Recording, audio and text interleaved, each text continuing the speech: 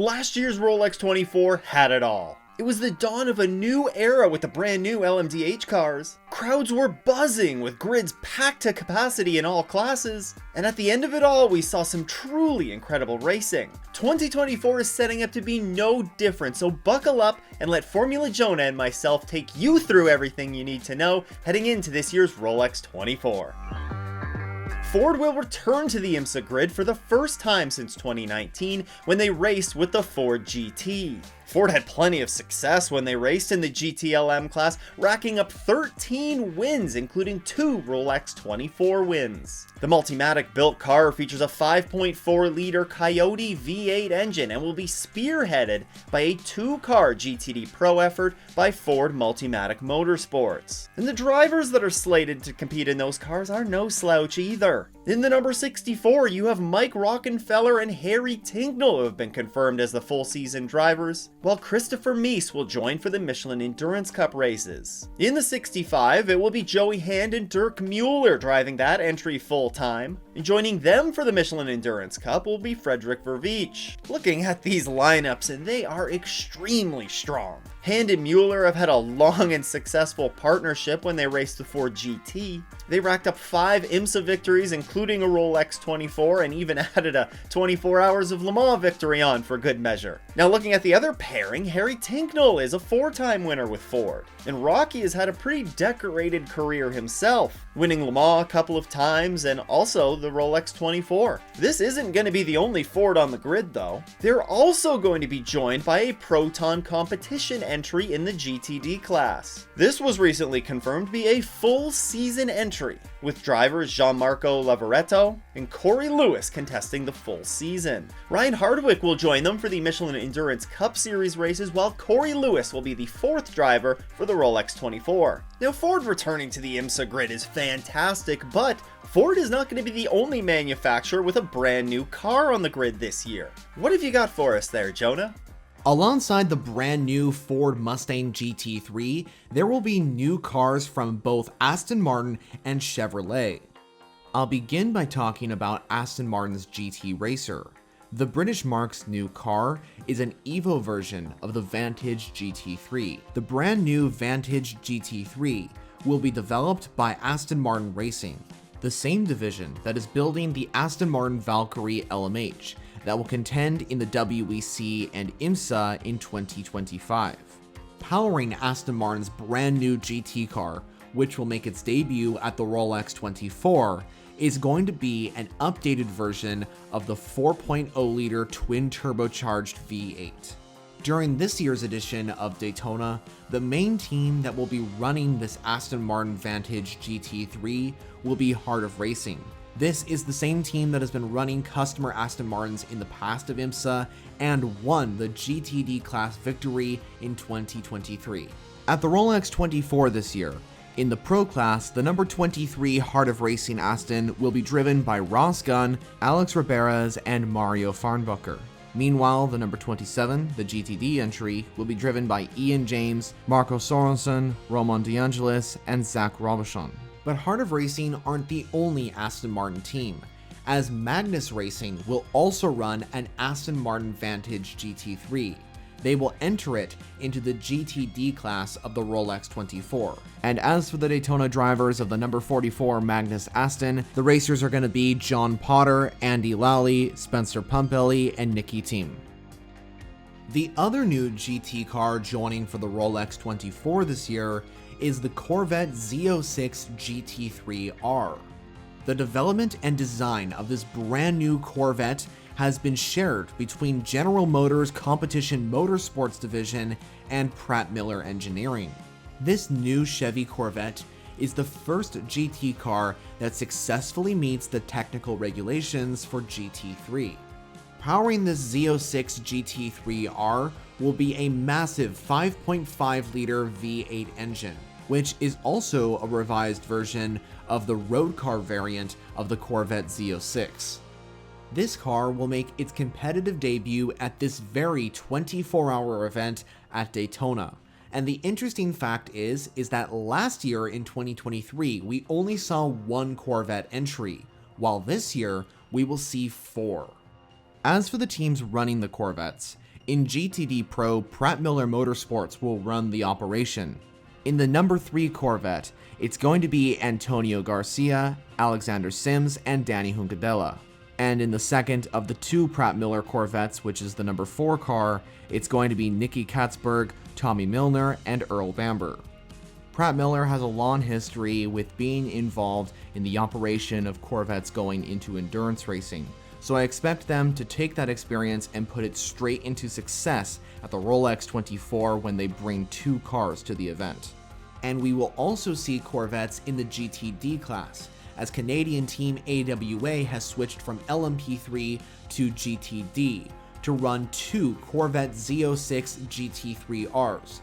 As for the lineups of AWA's Corvettes at the Rolex 24, the number 13 entry will be driven by Matt Bell, Lars Kern, Ore Fidani, and Alex Lynn. And in the second AWA Corvette, that's the number 17 car, it's going to be Anthony Mantella, Nicholas Ferroni, Thomas Morrill, and Charlie Eastwood. So overall, at this year's event at the Rolex 24, we are going to see some very exciting new GT cars join to the grid, from Aston Martin, Corvette, and of course, Ford's return to endurance racing with the Mustang GT3. Now, let me hand things back over to Stu. Boy oh boy, I am excited to see those new cars hit the grid for the Rolex. And speaking of new, we will have a new overall winner this year of the Rolex 24, as Meyer Shank Racing, who's won this race for the past 2 years, aren't on the Imsa grid in 2024. This means we'll have a new overall winner of the race after Meyer Shank Racing won the final Rolex 24 in the DPI era, and then followed that up a year later with the first Rolex 24 win in the GTP era. Yes, but of course you're gonna point out that last year's race win was a little bit controversial after the team was discovered to be manipulating tire pressure data that it was sending to Imsa. Now the result of this discovery was a massive 200-point penalty that ultimately would go on to cost Meyer Shank Racing the overall season championship. What still leaves the sour taste in many fans' mouths though is that they were able to keep that victory last year. Regardless of everything that happened last year though, Meyer Shank Racing has been a fixture on the Imsa grid for many years, and not having them participating in this year's Imsa season, well, it just won't be the same. What it does mean though is there will be a new overall winner in this year's race, and if the racing is anything like it was last year, we are certainly in for a treat. Now over to Jonah about an entire class of cars that won't be on the grid this year. Yeah, viewers, there's an entire category that won't be on the grid for this year's Rolex 24, and that is LMP3. For the very first time since 2020, we won't see the LMP3 cars on track for the Rolex 24 at Daytona, and that is essentially because Imsa has removed the LMP3 class altogether from the WeatherTech Championship. One of the reasons why Imsa removed the LMP3 class for the Rolex 24 and other WeatherTech Championship rounds was mainly because of the fact that other categories are growing in size. I think it's unfortunate that we are losing the LMP3 class, but I think it is a good move going into the long term considering that the other classes are expanding. Unfortunately, some of the LMP3 teams that competed at Daytona last year will not return for the WeatherTech Championship as LMP3 is not on the grid. And this also means we won't be hearing those LMP3 cars blast past with those monstrous V8 engines. So that's quite unfortunate, but of course we'll move on. An interesting fact to note is that not all teams from LMP3 will be leaving the WeatherTech Championship. Some have actually stayed and will switch to other classes within this championship. In a previous section of this video, I mentioned AWA switching to GTD, and that's because they left LMP3 to run Corvette entries in that class.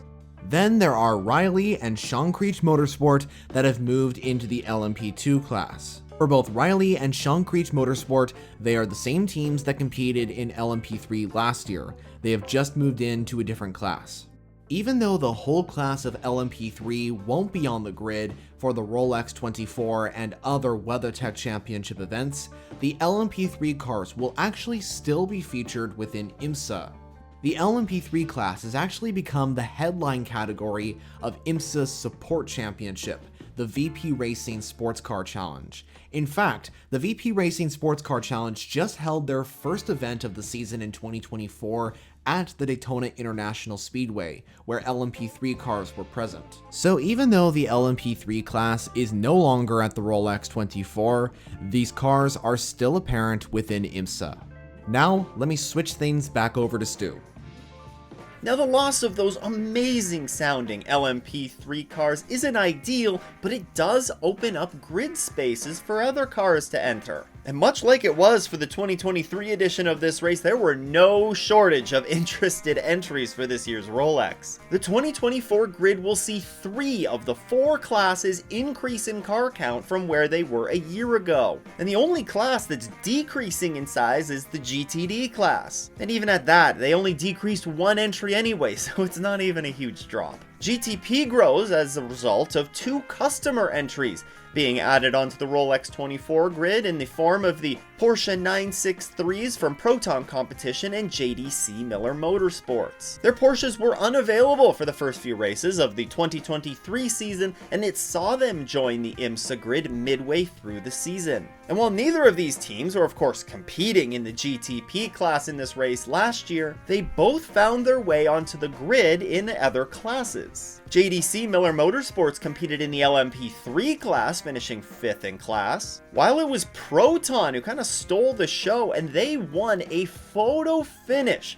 in the LMP2 class to take victory. Speaking of growth, we're also going to see a number of new entries in that LMP2 class that Proton won last year. We're going to see 2 entries from United Autosport who move over from the WEC. They'll be joined by Inter Europol, who have teamed up with PR1 Matheson Motorsports for this year's entry. Inter Europol were the LMP2 champions in the 24 Hours of Le Mans last year. Also joining the class are Sean Creech Motorsport, who step up from the LMP3 class with their Ligier to compete in a sea of Oricas. Riley Motorsports, who have also come up from the LMP3 class. And AO Racing, who adds Spike to their stable of cars with a new LMP2 entry. Alright, so we lost an entire class of prototypes, but we do see other good growth in the other 2 remaining prototype classes. Well, that growth also carries through to the GTD Pro class. There we see the full season entry list almost double to 9 entries for 2024, and we also see a very healthy 13 cars on the grid for the Rolex. Now, of course, that's headlined by